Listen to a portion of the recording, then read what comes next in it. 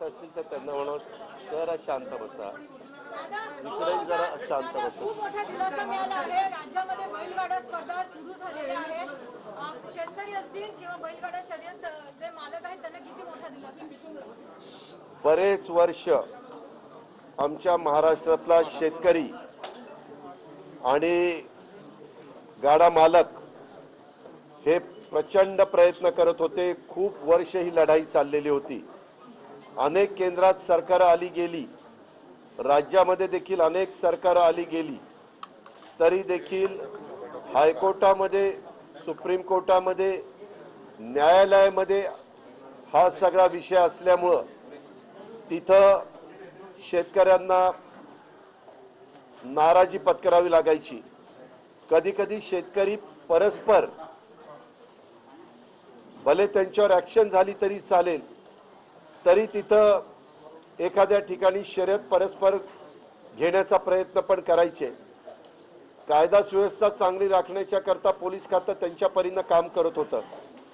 परंतु ह्यावेळी ज्या उद्धव ठाकरे साहेबांच्या नेतृत्वाखाली आमचं महाविकास आघाडीचं सरकार आल्यानंतर आमच्या सरकारमधले दिलीप वळसे पाटील साहेब असतील, डॉक्टर अमोल कोल्हे तर सातत्याने पार्लमेंटमध्ये हा मुद्दा उपस्थित करत होते, किंवा आमचे अतुल बेनके, दिलीप मोहिते, अशोक पवार, हे सगळेच जण खूप आग्रही होते. दिलीपरावांच्याकडे गृह खात्याची जबाबदारी आल्यानंतर पुन्हा आम्ही लोक बसलो की बाबा ह्याच्यातनं काय आणखीन मार्ग काढता येईल. चांगल्यात चांगला वकील आणि याबद्दलच्या अनेकदा दिल्ली वाऱ्या ह्या आमच्यातल्या अनेक सहकारी मित्रांनी केल्या. मधी काही लोकांनी त्याचं राजकारण करण्याचा प्रयत्न केला. यश मिळालं नसताना देखील काही भागामध्ये कटआउट लावले, पोस्टर्स लावले आणि सांगितलं की त्याला सुरू झालं म्हणून. अशाही प्रकारचा काहींनी चुकीच्या गोष्टी केल्या. बऱ्याच जणांनी निवडणुकीमध्ये मतं मिळवण्याच्या करता पण आम्हाला निवडून द्या, आम्ही बैलगाडा शर्यती चालू करू, अशा पद्धतीनं सांगितलं. परंतु मला मीडियाच्या माध्यमातून तमाम जनतेला सांगायचं, तुम्हाला अंदाज येणार नाही, परंतु एवढ्या मोठ्या प्रमाणावर आज देखील बैलगाडा शर्यत चालू झाली पाहिजे. हा ग्रामीण भागातल्या शेतकऱ्यांच्या आणि त्यांच्या सगळ्या मालक लोकांच्या, गाडा मालकांच्या दृष्टीनं अतिशय महत्त्वाचा विषय होता. खूप आनंदाचा अशा प्रकारचा विषय होता. ते त्यांच्या आनंदाला मुरड घालून इतके दिवस आज ना उद्या आपल्याला यश मिळेल ह्या अपेक्षेवर ते त्यांच्या परीनं लढत होते. आम्ही त्याच्यामध्ये लक्ष घालून होतो. परंतु सुप्रीम कोर्टाने शेवटी त्यांच्या निकालामुळे शेतकरी वर्गाला न्याय मिळाला. शेतकऱ्यांचं वर्षानुवर्ष चाललेली स्पर्धा, शेतकऱ्यांनाही मनामध्ये यायचं, अरे रेसकोर्स चालू आहेत, घोड्याच्या स्पर्धा चालू आहेत आणि मग आपल्याच बैलगाडा शर्यतीला का बंदी, त्याच्या संदर्भामध्ये त्या सगळ्या गोष्टी घडत होत्या. परंतु त्याच्यातनं यश मिळालं. मला आज खूप आनंद झालेला आहे. मी त्याच्याबद्दल खूप समाधानी आहे. आणि आमचा बळीराजा, आमचा शेतकरी राजा, तो तर अक्षरशः इतका आनंदी आहे, इतका आनंदी आहे की एखादी चांगली गोष्ट झाल्यानंतर जसा आनंद ओसंडून वाहतो तशा पद्धतीनं आमच्या शेतकरी वर्गामध्ये आज आनंद ओसंडून वाहत असताना पाहायला मिळतंय. मी तमाम शेतकऱ्यांच्या वतीनं न्याय व्यवस्थेने दिलेल्या निकालाच्या बद्दल खूप खूप समाधान व्यक्त करतो, आनंद व्यक्त करतो. कॅबिनेटमध्ये त्याच्यावर चर्चा झाली ओबीसीचा. तुम्ही निवडणूक आयोगाला ठराव पाठवणार आहात की ज्या निवडणुका त्या पुढे ढकलाव्या? काल कॅबिनेटमध्ये ओबीसीच्या बद्दल ज्यावेळेस सुप्रीम कोर्टात मॅटर चालू होती, अनेकदा तारखा पडल्या, खूप चांगल्यातले चांगले वकील देण्याचा प्रयत्न केला. स्वतः राज्याचे प्रमुख उद्धव ठाकरे साहेबांनी सर्वपक्षीय बैठक पण ह्याबद्दल अनेकदा बोलवली. सर्वपक्षीय बैठकीमध्ये वेगवेगळ्या नेत्यांची काय मतं आहेत, काय नाहीत, ही देखील जाणून घेण्याचा प्रयत्न केला.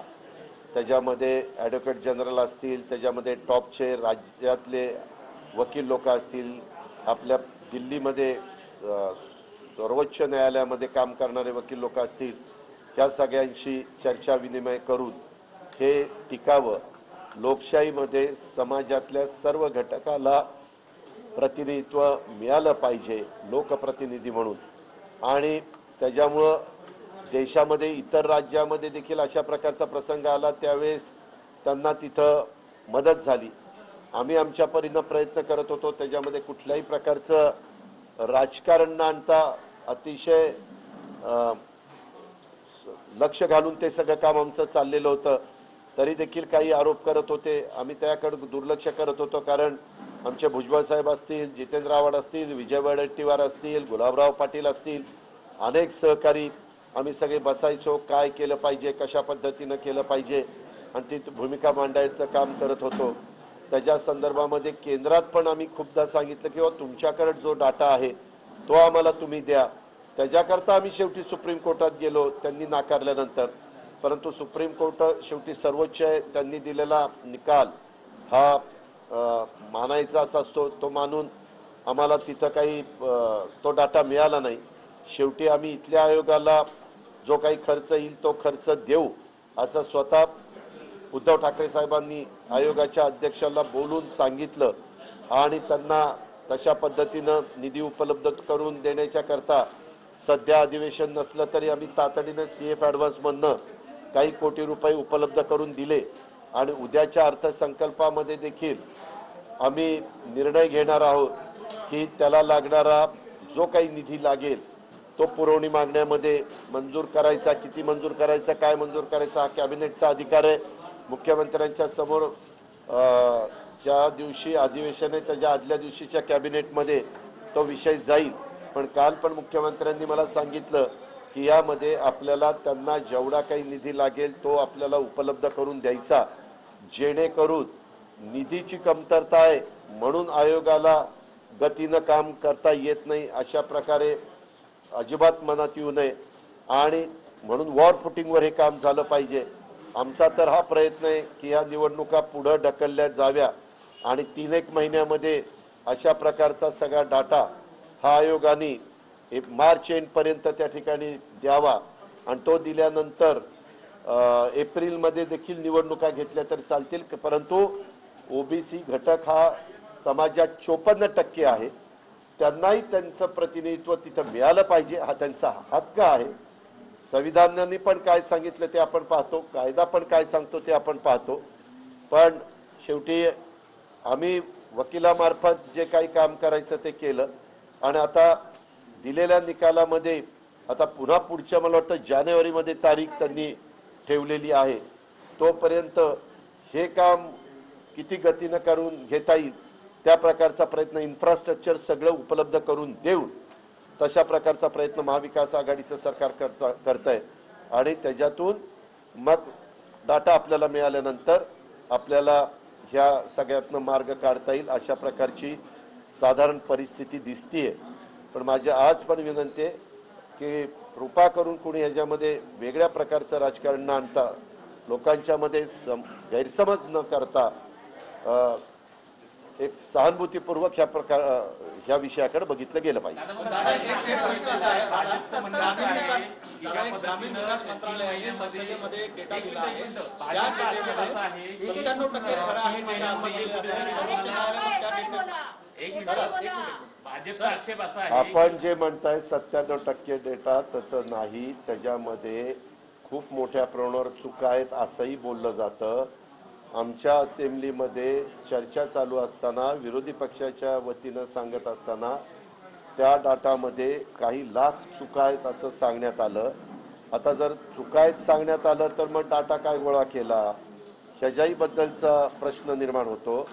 पण आमचं मत हेच आहे की तोपर्यंत निवडणुका ह्या रद्द करण्यात याव्यात, पुढे ढकलाव्यात. आणि अनेकदा अशा पद्धतीने झालेलं आहे. मला आठवतंय जुनं तर 1979 साली निवडणुका झाल्या होत्या, आणि त्याच्यानंतर 1992ला निवडणुका झाल्या. म्हणजे 12 ते 13 वर्ष निवडणुका झाल्या नव्हत्या. त्याच्यातनं 3-4 महिने निवडणुका, नाहीतरी कधी कधी करोनासारखं सावट आल्यानंतर पण आपण 6-6 महिने निवडणुका पुढे ढकलतो. आणि ही काही फक्त महाविकास आघाडीच्या सरकारची मागणी नाही, त्याच्यामध्ये सर्वच पक्षांची मागणी आहे. तुम्ही जर बघितलं ट्विटरवर किंवा सोशल मीडियावर तर सगळ्यांनीच सांगितलं की निवडणुका पुढे ढकलायला आमचं ना नाही, मार्च एंडपर्यंत हे सगळं करावं, कुठले कुठले आरक्षण किंवा काय काय ओबीसीच्या संदर्भातल्या जागांच्या बद्दलचा निर्णय, आणि एप्रिलमध्ये निवडणुका लावाव्यात. नाहीतर एप्रिल मे ह्या पावसाळा नसतो, निवडणुका घेता येतात. भाजपचा जो आक्षेप आहे दादा जाहीर झालेला आहे 31 डिसेंबरला ज्या 106 पंचायत समितीच्या, आणि त्या निवडणुकांची भूमिका की सर्वोच्च न्यायालयाने आदेश दिल्यामुळे आम्हाला त्या घ्यावे लागतील. एकीकडे तुम्ही विनंती करणार आहात, मंत्रिमंडळाचा ठराव पाठवणार. आम्ही ठराव केला, काल ठराव करून त्यांना ताबडतोब पाठवायला सांगितलेलं आहे. आता मी तुमच्याशी बोलून मंत्रालयातच निघालेलो आहे. मंत्रालयात गेल्यानंतर चीफ सेक्रेटरीला बोलून आपण तो ठराव पाठवला का, त्याच्यावर काय निवडणूक आयोगाने सांगितलं हे जाणून घेणार.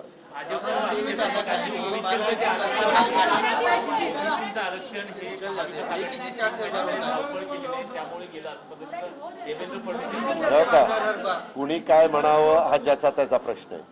सगळ्यांना माहिती आहे, आम्ही सगळेजण सर्वांना संधी मिळाली पाहिजे ह्याच विचाराचे आहेत. सगळ्यांनी त्याच्यामध्ये मनापासून लक्ष दिलेलं आहे. आता मागच्या काळामध्ये देखील वेगवेगळ्या प्रकारची आरक्षण दिली गेली. तुम्ही पाहिलं, मुस्लिमांना आरक्षण दिलं गेलं, मराठा समाजाला आरक्षण दिलं गेलं. त्याही आरक्षणाच्या संदर्भामध्ये काय घडलं हे उभ्या देशाने आणि महाराष्ट्राने त्या ठिकाणी पाहिलेलं आहे. आता ह्या बाबतीमध्ये सुप्रीम कोर्टामध्ये सातत्याने आम्ही सरकारतर्फे तर तिथं बाजू मांडतच होतो, परंतु छगन भुजबळ साहेब, इतर आमचे असंख्य मान्यवर यांनी वेगवेगळ्या वकील देऊन इंडिव्हिज्युअल पण ते तिथं भूमिका मांडण्याचं काम करत होतो, आणि जे मांडलं जात होतं ते इतकं व्यवस्थितपणे मांडलं जात होतं. पण शेवटी सर्वोच्च न्यायालय यांचा निर्णय हा अंतिम असतो, तशा पद्धतीनं निर्णय त्यांनी दिले. आता विद्यापीठ कायद्याबद्दल भाजपाने आरोप केलेला आहे की अशा पद्धतीने राज्यपालांचे जे अधिकार आहेत ते कमी करता येत नाही, आणि हे राजकारण करणं सुरू झालेलं आहे. राज्यपालांचे अधिकार कमी नाही, अधिकार कमी केलेच जात नाही. ह्याच्या संदर्भामध्ये जी काही समिती आहे, ती समिती त्याबद्दलचे 5-7 काय नावं असतील ती नावं सिलेक्ट करतील, जी त्यांना ती योग्यतेची वाटतील. ती आल्यानंतर सरकार त्याच्यातली 2 नावं राज्यपाल महोदयांच्याकडे पाठवतील. आम्हाला राज्यपाल महोदयांनी त्याच्यातलं एक नाव शेवटी त्याचे प्रमुख म्हणून फायनल करायचंय.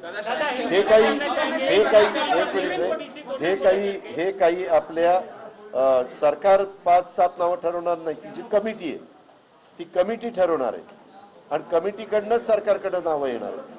सरकारकडे 5-7 नावं आल्यानंतर त्याच्यातली 2 नावं सरकार मग गव्हर्नरकडे पाठवणार आहे. ह्याच्यात सरकारचं काय म्हणजे हस्तक्षेपाचा प्रश्न येतो कुठं? कशाचं राजकारण मला सांगा ना. ह्याच्यात कशाचं आरोप? कोणी बिनबुड सध्या काहींना आरोपाशिवाय दुसरं काही तथ्य काही राहिलेच नाही. आता मग ह्याबद्दल ते बोलतात तर 12 जागांच्या करता मुख्यमंत्र्यांनी 1 वर्ष होऊन गेलं, रीतसर ठराव करून 170 आमदारांचा पाठिंबा असणाऱ्या सरकारने 12 नावं पाठवलेली आहे. त्याच्याबद्दल पण अजून निर्णय झाला नाही. हे कशामध्ये बसतं? हे योग्य आहे का? हे लोकशाहीमध्ये चालतं का? ह्याचा आणि त्याचा मी तुलना अजिबात करत नाही. त्याच्यामध्ये तो अधिकार फायनल करण्याचा गव्हर्नर साहेबांचाच आहे, परंतु लोकशाही पद्धतीनं नावं आल्यानंतर ती नावं जी काही नियमावली ठरवलेली आहे त्या नियमावलीमध्ये बसतात का हे चेक करून त्यांना आमदार म्हणून कामाची संधी दिली पाहिजे.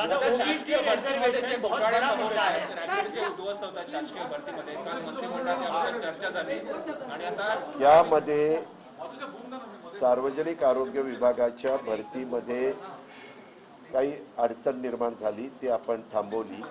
परंतु त्याच्यामध्ये जी चौकशी चाललेली आहे त्या चौकशीमध्ये ड मध्ये भरती झालेली म्हणजे क्लास 4 मध्ये त्याच्यात काही झालं नाही असं समजलं जात आहे.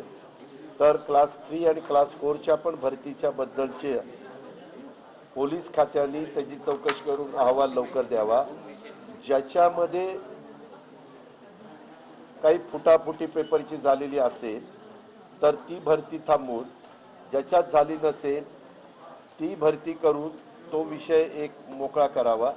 आणि काल आम्ही नावाजलेल्या 3 ज्या संस्था आहेत त्या संस्थांना भरतीचा अधिकार हा देण्यात यावा असा निर्णय राज्याचे प्रमुख या नात्याने मुख्यमंत्री महोदयांनी कॅबिनेटशी चर्चा करून घेतलेला आहे.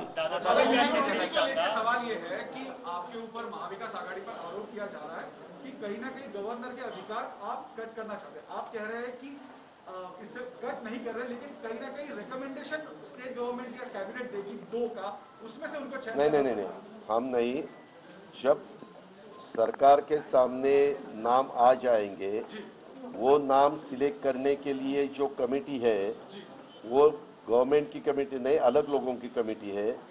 उनका क्वालिफिकेशन देख के वो कमेटी तय होगी और वो 5 नाम दे देंगे और 5 में से उसमें 2 नाम गवर्नमेंट लेवल पे गवर्नर साहब को भेज देंगे और फिर गवर्नर साहब वो 2 में से 1 नाम सिलेक्ट करेंगे.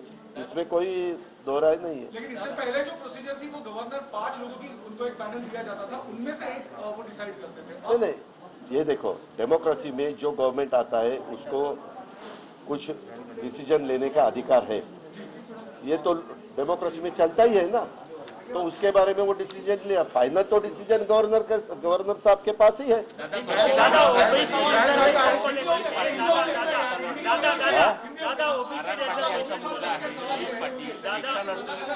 महाकाळमध्ये नगरपंचायतीमध्ये आणि इतर सगळे पक्ष एकत्र आहेत त्याच्या विरोधामध्ये. राष्ट्रवादीचा एक गट सुद्धा त्याच्या विरोधामध्ये आलाय. त्या संदर्भामध्ये स्थानिक स्वराज्य संस्थांच्या निवडणुकीमध्ये त्या त्या जिल्ह्यातलं राजकारण लक्षामध्ये घेऊन त्यांनी निर्णय घ्यायचे. त्या संदर्भामध्ये काही झालं असेल तर प्रांताध्यक्षच तिथले पालकमंत्री आहेत.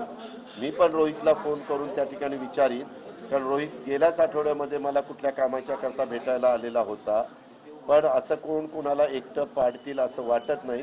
रोहितची कामाची पद्धत अतिशय चांगली आहे. मी त्याच्या संदर्भामध्ये माहिती घेऊन काय त्याला मदत पाहिजे असेल ती करण्याचं काम करेन.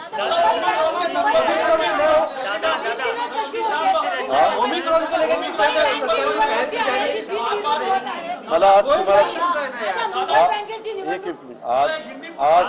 थांबा रे बाबा. आज आम्ही अनेकांना पक्षामध्ये प्रवेश दिला. मालेगावचे पण अनेक मान्यवर यांनी पक्षामध्ये प्रवेश केला. आमच्या पुणे शहरामध्ये अतिशय आक्रमकपणे काम करणाऱ्या रुपालीताईंनी पण पक्षामध्ये प्रवेश केला. रुपालीताई पाटील ठोंबरे ह्या पण अनेक वर्ष मनसेमध्ये काम करत होते. त्यांच्याबरोबर अतिशय चांगल्या महिलांनी पण राष्ट्रवादीमध्ये प्रवेश केला. आज स्वतः प्रांताध्यक्ष त्या कार्यक्रमाला उपस्थित होते. मी स्वतः उपस्थित होतो. आज तो पक्षप्रवेश साधारण आम्ही 10 महिलांना दिलेला आहे आणि पुढच्या वेळेस पुणे शहरामध्ये एक मोठा कार्यक्रम घेऊन राहिलेल्या देखील कार्यकर्त्यांचा, कारण त्यांना पुण्यामध्ये मानणारा एक वर्ग मोठा आहे आणि त्यांची कामाची पद्धत पुणे शहराला सगळ्यांना माहितीची आहे. खूप चांगल्या प्रकारचं काम करतात. लोकांचे प्रश्न तडीस नेण्याच्या करता रुपालीताईंचा खूप मोठा नावलौकिक आहे आणि त्याच्यातून शहरामध्ये जिल्ह्यामध्ये राष्ट्रवादी काँग्रेस पक्षाची ताकद वाढण्याच्या करता मदत झालेली आहे. त्यांचं आम्ही खूप मनापासून स्वागत केलेलं आहे. त्याचा फायदा उद्या राष्ट्रवादीला 100% होणार आहे की खात्री मी आज सुप्रीम कोर्ट ने जो आदेश जारी किया है ओबीसी आरक्षण को लेकर के, उसको लेकर के आपकी क्या प्रतिक्रिया है? कैसे देखते हैं आने वाले दिनों में क्या रणनीति रहेगी सुप्रीम कोर्ट ने जो डिसीजन दिया है उसके बारे में हमने अच्छे बड़े लॉयर वहाँ केस लड़ने के लिए दिए थे, लेकिन निकाल हमारे खिलाफ दिया गया. हमें जो चाहिए वैसा नहीं मिला. वो उनका अधिकार है सुप्रीम कोर्ट का. अभी उसके बारे में हमने ये डिसीजन कर कैबिनेट में लिया है कि अभी जो चुनाव चालू है वो चुनाव पूरे कैबिनेट ने एकमत से वो आगे आप कर दो, ऐसा यहाँ के इलेक्शन कमीशन को हमने बताया है और वो उनके पास हमारा जो भी मत है वो जाएगा और वो जाने के बाद वो क्या करेंगे मुझे पता नहीं. लेकिन ये होने के बाद 3 महीने के अंदर आयोग इसके बारे में जो डाटा कलेक्ट करना चाहिए वो मार्च एंड तक उनको हम पूरी सब सपोर्ट करेंगे। उनको फाइनेंशियली जो मदद चाहिए वो की जाएगी। इंफ्रास्ट्रक्चर के लिए जो भी मदद चाहिए वो हम हमारी तरफ से, गवर्नमेंट ऑफ महाराष्ट्र की तरफ से की जाएगी। और 31 मार्च तक वो सब डाटा अगर मिलेगा तो अप्रैल